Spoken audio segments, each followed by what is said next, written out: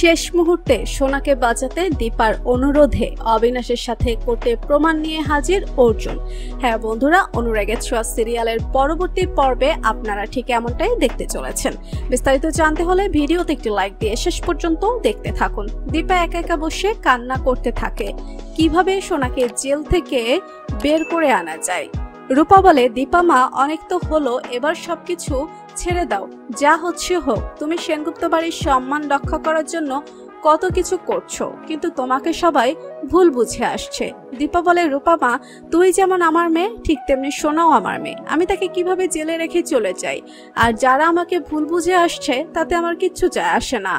আমি একদিন ঠিকই প্রমাণ করব যে সোনা রূপা সূর্য একই আত্মা। অপরদিকে অবিনাশ দীপাকে ফোন করে বলে, কাল সোনাকে কোর্টে ওঠানো হবে, যে করেই হোক সোনাকে কাল জেল থেকে বের করতে হবে।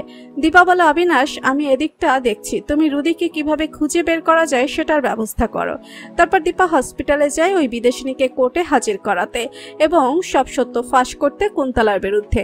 দীপা হসপিটালের নার্স নির্মলাকে বলে, তুমি কি আমাকে একটু হেল্প করবে? নির্মলা বলে, আপনি ডাক্তার সূর্যের ওয়াইফ না, আপনাকে কেন আমি হেল্প করব না? কি হেল্প করা লাগবে প্লিজ বলুন আমাকে। তারপর দীপা নির্মলাকে সবটা খুলে বলে। নির্মলা তার ড্রেস পরিয়ে দিয়ে দীপাকে বিদেশিনীর কেবিনে দিয়ে আসে। তারপর দীপা ওই বিদেশিনীকে অনুরোধ করে বলে, আমার দুটো বাচ্চা সোনা রূপা, আমি তাদেরকে ছাড়া বাঁচবো না, প্লিজ তুমি কোর্টে গিয়ে সব সত্যি বলে দাও।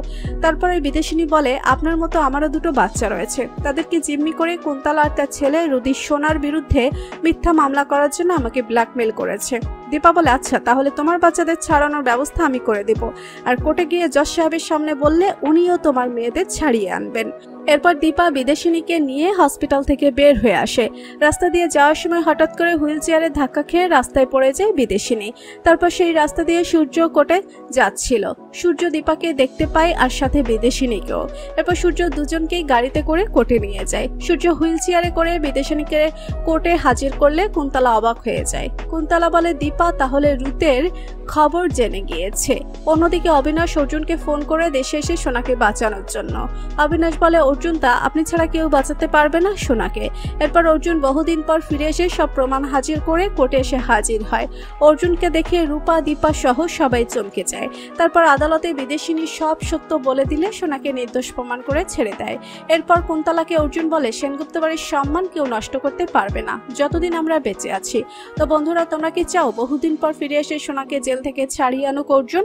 তাহলে অবশ্যই কমেন্ট করে জানাও এবং পরবর্তী আপডেট পেতে আমাদের চ্যানেলটি সাবস্ক্রাইব করে পাশে থাকো।